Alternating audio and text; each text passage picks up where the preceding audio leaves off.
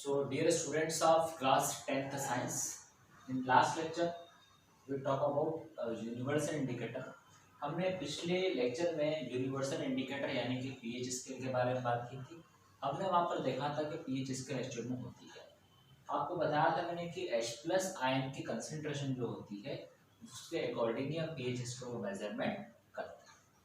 तो pH scale के बारे में सारी बात कर ली थी। 0 से लेकर 14 तक की रेंज होती है, जिसमें एग्जैक्ट 7 जो होता है वो न्यूट्रल के लिए है। न्यूट्रल सॉल्यूशन जैसे कि वाटर का पीएच क्या होता है हमारा एग्जैक्ट 7 जो कि न्यूट्रल पीएच है। लेस देन 7 से कम जितना भी होता है सारा क्या होता है एसिडिक होता है। 7 से ज़्यादा जितना भी होता है सारा क्या होता है बेसिक होता है। ये सारी बातें हमने यहाँ पर देखी। आज हम बात करेंगे हमारे उस पीएच के इम्पोर्टेंस और यूजर्स के बारे में।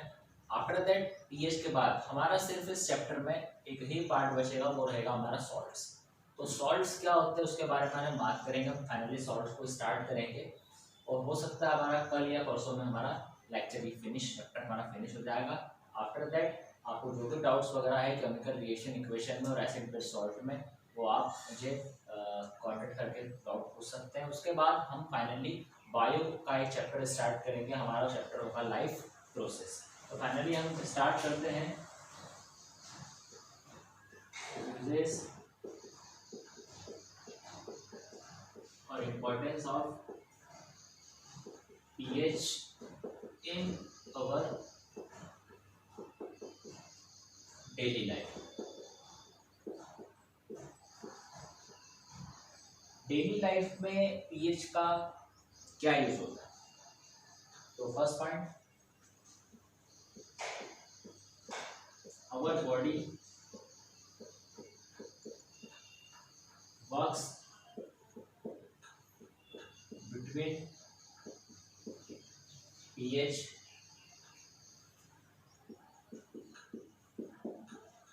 7 to 7. हमारी ह्यूमन बॉडी जो होती है, आपको पता है कि ह्यूमन बॉडी में बहुत सारी मेटाबॉलिक एक्टिविटी होती है। अब मेटाबॉलिक एक्टिविटी बोले तो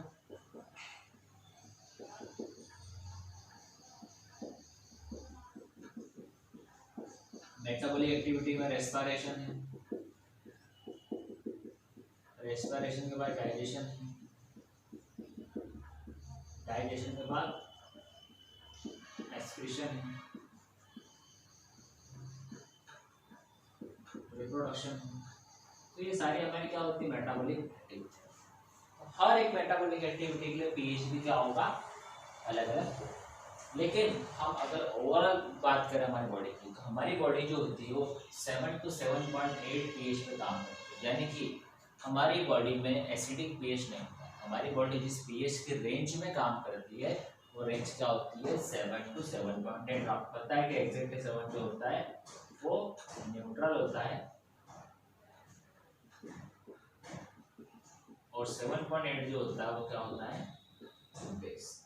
इसका मतलब हमारी बॉडी में ज़्यादा एसिड का फॉर्मेशन नहीं होता। सिर्फ डाइजेशन के समय ही हमारा स्टोमक जो होता है वो एसिड का फॉर्मेशन करता है। वो भी बता चुका आपको HCl होता है हाइड्रोक्लोरिक एसिड। तो हमारी बॉडी जो होती है वो क्या करती है 7 to 7.8 पीएच के बीच काम करती है। आप इसको नोट करिए, एमसीक्यूज में बन सकता है ये कि हमारी बॉडी कितने पीएच पे काम करती है 7 to 7.8।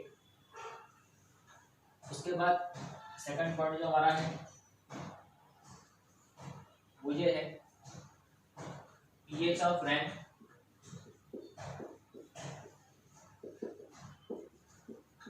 Less than pH of rain less than 5.6 called acid rain। जो बारिश होती है, जो वर्षा होती है, उसका जो pH होता है, पानी का pH होता है, अगर फाइनली 5.6 से कम हो जाए, अब आपको पता है 5.6 लेस देन 7 मतलब एसिडिक। अगर 5.6 से भी कम हो जाए तो ऐसे रेन को हम नॉर्मल रेन नहीं कहेंगे, उसे हम कहेंगे एसिड रेन, क्योंकि उसमें क्या होगा एसिड की प्रॉपर्टी ज्यादा होगी। तो पीएच क्या हो जाएगा 5.6 से कम। और कल ही हमने पीएच स्केल के बारे में पढ़ा है कि जिसका पीएच लेस देन 7 होगा वो क्या होंगे एसिडिक नेचर के होंगे। तो पीएच और रेन का अगर लेस देन 5.6 होता है तो उसको हम क्या कहते हैं एसिड रेन। उसको भी ध्यान रखिए। Third point, our stomach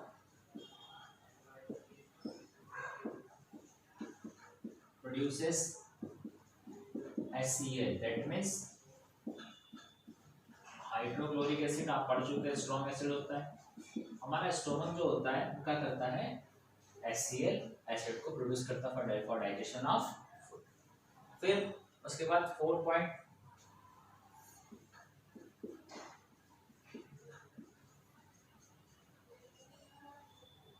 tooth decay starts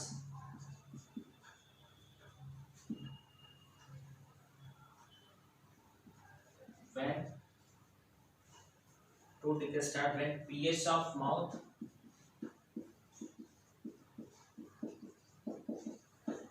is less than 5.5। कहने का मतलब ये है टूथ डिके स्टार्ट, हमारे दांत वगैरह गलने लगते हैं, सड़ने लगते हैं, वो कब होते हैं, जब हमारे माउथ का पीएच जो होता है वो अगर 5.5 से कम हो जाए, यानी कि एसिडिक नेचर क्या होता जाए, बढ़ता जाए, तो हमारे दांत वगैरह क्या होने लगेंगे, खराब होने लगेंगे। और विटामिन सी जो होता है, विटामिन सी की डिफिशियंसी से भी क्या होता है, दांतों की डिसीज होती है। विटामिन सी का नाम जो होता है उसको बोलते हैं एस्कॉर्बिक एसिड। एस्कॉर्बिक एसिड जो होता है वो विटामिन सी का केमिकल नेम होता है। और विटामिन सी सबसे ज्यादा जिसमें मिलता है वो मिलता है सिट्रस फ्रूट से मिलता है। सिट्रस का मतलब होता है खट्टे, सिट्रस फ्रूट जो होते हैं उसमें सबसे ज्यादा विटामिन सी हमको मिलता है। और फिर अगला पॉइंट क्या है, सेल्फ डिफेंस बाय एनिमल्स। आपने देखा होगा एनिमल्स सेल्फ डिफेंस पे शो करते हैं। फॉर एग्जांपल के लिए हम बात करते हैं हनी बी के बारे में, मधुमक्खी जो होती है। आपने देखा होगा मधुमक्खी जब काटती है तो उसका जो स्टिंग होता है, स्टिंग का मतलब होता है डंक, जिसके उसको वो अटैक करती है। तो स्टिंग जो होता है वो हमारी बॉडी के अंदर ही रह जाता है। जब स्टिंग हमारी डंक का हमारी बॉडी के अंदर रह जाता है तो स्टिंग से क्या होता है कि एसिड सीक्रेट होता है, जिसको बोलते हैं मेथेनॉइक एसिड। तो मेथेनॉइक एसिड एक प्रॉपर समय तक क्या होता है, रिलीज होता है, जिससे क्या होता है हमारी स्किन पर क्या होती है, जहाँ पर मधुमक्खी ने हमको काटा है स्वेलिंग होती है, वहाँ पर सूजन आ जाता है। और सूजन किस कारण आती है, मेथेनॉइक एसिड के कारण। तो सेल्फ डिफेंस भी शो करते हैं। उसके बाद लास्ट पॉइंट है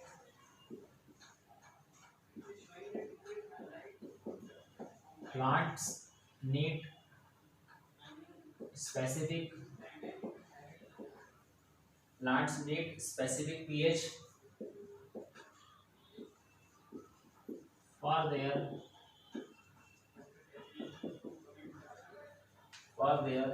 healthy growth।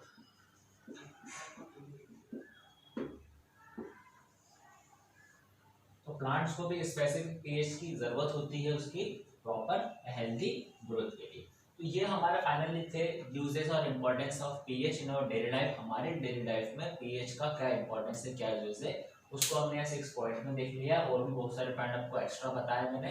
तो फाइनली हमारा एसिड और बेस का कॉन्सेप्ट यहाँ पर खत्म हो गया है। अब सिर्फ इस चैप्टर में हमारा एक ही टॉपिक बचा हुआ है, हमारा सॉल्ट्स के बारे में पढ़ना है। तो सॉल्ट्स क्या होते हैं आप इसको नोट कर लीजिए, इसका स्क्रीनशॉट ले लीजिए। आफ्टर दैट हम बात करते हैं हमारे सॉल्ट्स पे।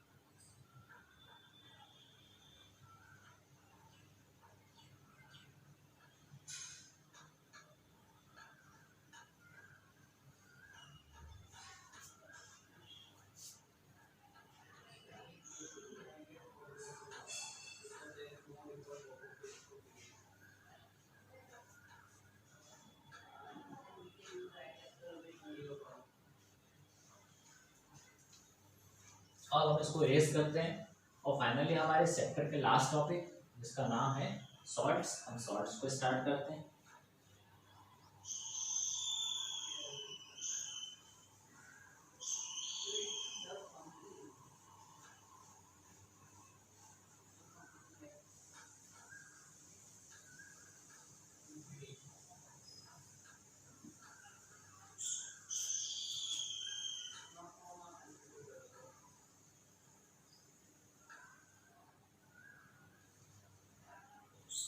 तो फाइनली हेडिंग हम डालते हैं सॉल्ट्स। सॉल्ट्स तो सॉल्ट्स की बात करें हम, तो सीधी सी बात है, हम सबसे पहले बात करें कि सॉल्ट हमने कैसे बनाया था। हमने रिएक्शन के बारे में पढ़ा था जिसका नाम होता है न्यूट्रलाइजेशन रिएक्शन। न्यूट्रलाइजेशन रिएक्शन के बारे में कब देखा था, जब एसिड एंड बेस आपस में रिएक्ट कर रहे थे। That means acid and base react with each other. मतलब क्या हो रहा था कि जब एसिड और बेस आपस में रिएक्ट कर रहे थे तो वहाँ पर क्या बन रहा था, सॉल्ट बन रहा था, और साथ में क्या हो रहा था, वाटर वहाँ से रिलीज हो रहा था। तो हम सॉल्ट के डेफिनेशन की बात करते हैं कि सॉल्ट की डेफिनेशन होती क्या है।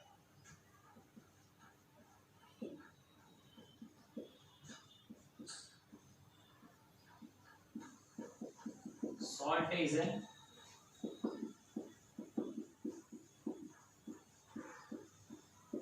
ionic compound. Salt is an ionic compound formed by neutralization reaction. मतलब सॉल्ट क्या होता है, आयनिक कंपाउंड होता है जो आयंस का फॉर्म में ब्रेक डाउन होता है, और किसके थ्रू बनता है, न्यूट्रलाइजेशन रिएक्शन के थ्रू। हम डेफिनेशन वर्ड के लिए हम सॉल्ट में आगे बात करते हैं।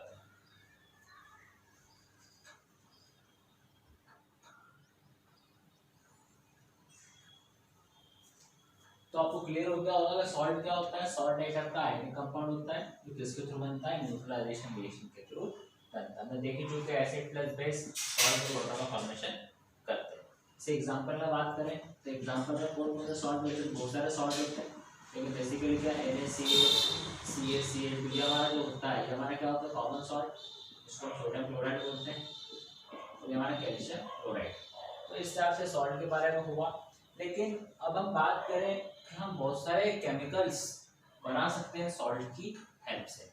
तो अगली हेडिंग हम जो डाल रहे हैं वो हमारा होगा chemicals from salts.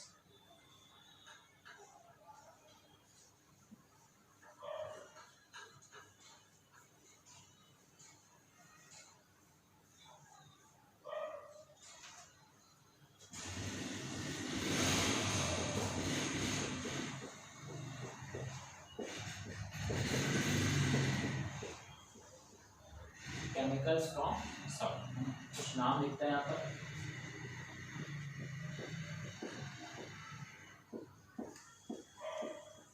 Sodium hydroxide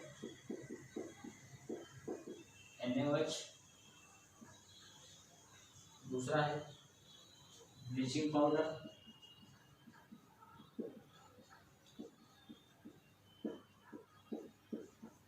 इसका फॉर्मूला होता है CaOCl2। तीसरा होता है सोडियम बाइकार्बोनेट, इसको बोलते हैं NaHCO3, इसको सोडियम हाइड्रोजन कार्बोनेट भी कहते हैं, या फिर इसको हम बोल रहे बेकिंग सोडा।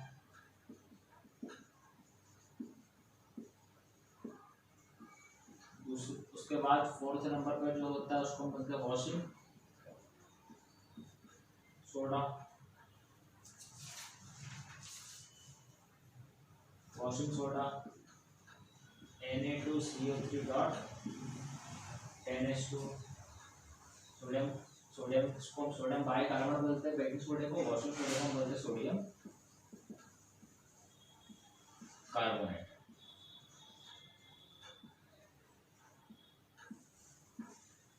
और लास्ट हमारा जो होता है उसको बोलते हैं POP, that means plaster of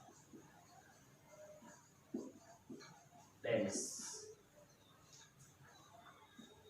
plaster of Paris formula जो होता है CaSO4 डॉट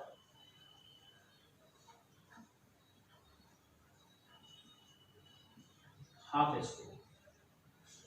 ये हमारे कुछ केमिकल्स हैं जिनको हम सॉल्ट की हेल्प से बनाएंगे। आप इन केमिकल्स के नाम लिख लीजिए, तो हम one by one step by step सारे केमिकल्स को सॉल्ट की हेल्प से बनाएंगे। ये सारे केमिकल्स हैं जिनको हम सॉल्ट की हेल्प से बनाएंगे।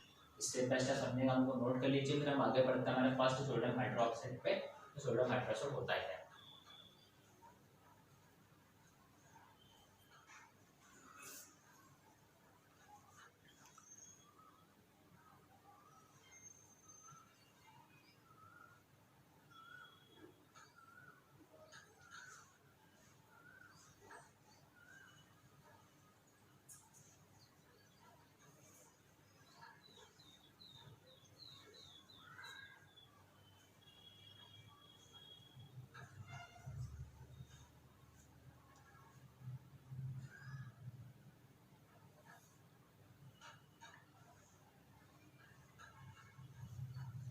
तो हम इसको इरेज करते हैं और हम बात करते हैं स्टेप बाय स्टेप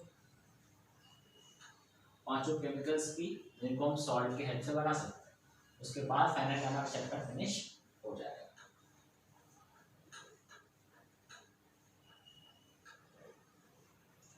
सबसे नंबर फर्स्ट हम बात करेंगे फर्स्ट नंबर पे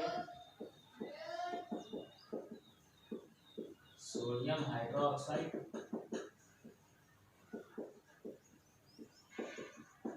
NaOH के बारे में सोडियम हाइड्रोक्साइड होता है क्या? तो सोडियम हाइड्रोक्साइड जो होता है इसको हम कॉस्टिक सोडा भी बोलते हैं।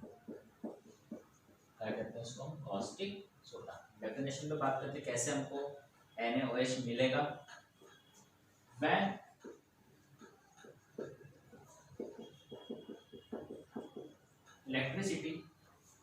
electricity passed through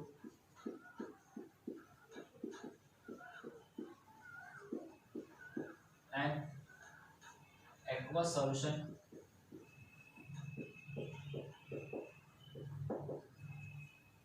solution of NaCl,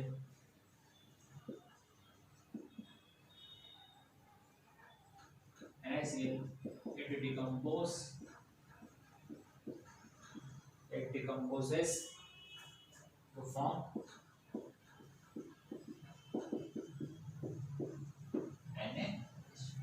मतलब ये जो केमिकल है सोडियम हाइड्रोक्साइड को सॉल्ट की हेल्प से कैसे बना सकते हैं? क्या करेंगे? When electricity passed through, हम इलेक्ट्रिसिटी क्या करेंगे? पास करेंगे। किसके थ्रू पास करेंगे? An aqueous solution। aqueous solution बताया था आपको मैंने केमिकल रिएक्शन इक्वेशन में कि it is a solution in which solvent is water. एक ऐसा सॉल्यूशन जिसमें सॉल्वेंट जो होता है वो वाटर होता है, उसे हम कहते हैं एक्वस सॉल्यूशन। तो क्या करेंगे? Then electricity passed through an aqueous solution। हम क्या करेंगे? इलेक्ट्रिसिटी को पास करेंगे एक एक्वस सॉल्यूशन से। तो एक्वस सॉल्यूशन किसका होगा? NaCl, सोडियम क्लोराइड का, कॉमन सॉल्ट का। ये अपने टाइप में क्या है? एक टाइप का सॉल्ट है। तो हम क्या करेंगे? NaCl के एक्वस सॉल्यूशन में इलेक्ट्रिसिटी को पास करेंगे तो ये क्या होगा? डिकम्पोज होगा। डिकम्पोज होगा मतलब ब्रेकडाउन होगा, और डिकम्पोजिशन रिएक्शन के बारे में देख चुके हैं। सो डिकम्पोजन मतलब NaCl क्या होगा? डिकम्पोज होगा, टूटेगा। इट डिकम्पोजेड टू फॉर्म NaOH, और NaCl जब डिकम्पोज होगा, टूटेगा, तो क्या होगा? ये NaOH का फॉर्मेशन करेगा। हम रिएक्शन के थ्रू देखते हैं। यहाँ पर हमने लिया NaCl जो कि हमारा सॉल्ट था, साथ में H2O मतलब उसका एक्वस सॉल्यूशन है, इसलिए H2O से रिएक्शन करवा रहे हैं। तो यहाँ पे क्या बनेगा? NaOH। अब यहाँ पे क्या करें हम? अगर इसको ब्रेक डाउन करें, इसको लिखना नहीं, इसे समझिए इसको। यहाँ पर Na प्लस और Cl माइनस में ब्रेक होगा। H2O जो होता है वो H प्लस और OH माइनस में ब्रेक होगा। तो ये Na और ये OH मिलकर क्या बना लेंगे? NaOH। अब क्या बचा यहाँ पे? HCl। लेकिन यहाँ पर HCl अब एसिड तो बनता नहीं। हमने क्या देखा था? हमको सिर्फ क्या बनाना है? NaOH बनाना है। हम एसिड पे सब आंसर करने पड़ रहे हैं, इसमें बचा क्या? H और Cl। यहाँ पे HCl नहीं बनेगा। तो यहाँ पर क्या होगा कि कुछ गैसेस रिलीज भी होगी। अब कुछ गैसेस रिलीज कैसे होगी? कौन सी गैस रिलीज होगी? यहाँ पर अब क्या होगा कि एक तो H2 गैस रिलीज होगी। अब H2 गैस रिलीज होगी तो यहाँ पर क्या है? हाइड्रोजन 1, यहाँ पर हाइड्रोजन 2 है, यहाँ हाइड्रोजन कितने? 2 1 3 है। अब यहाँ पर बराबर करना है, यहाँ पर क्या लगाना पड़ेगा? 2। अगर 2 2 4 हो गया है, लेकिन ये क्या हो गया? 2। यहाँ पर 2 लगा देंगे तो हाइड्रोजन तो लेगा 4, क्योंकि हाइड्रोजन यहाँ पे कितने हैं? 2 2 4, यहाँ पे कितने हैं? 2 और 2 4। अब यहाँ पर सोडियम 2 होगा, लेकिन सोडियम यहाँ पर क्या बनी है और सोडियम को 2 करना है इसके जैसा, तो यहाँ पर भी क्या लगा लेंगे 2। अब सोडियम 2 हो गए हैं तो क्लोरीन भी कितना होगा 2, लेकिन क्लोरीन यहाँ पर कितना है, एक भी नहीं है। इसका मतलब क्या है, यहाँ पर हम क्या करेंगे, 2 क्लोरीन लगा देंगे, इसको हम इस टाइप से लेके हाइड्रोजन गैस को हम लास्ट में कर देंगे Cl2 और यहाँ पर H2 यहाँ पर रिलीज हो जाएगी। तो फाइनली यहाँ पर क्या हो गया, NaOH जो हमारा केमिकल बनाना था उन्होंने सॉल्ट के हेल्प से क्या कर दिया है, बना दिया है। तो फाइनली बन गया, ये हमारा हो जाएगा सोडियम क्लोराइड,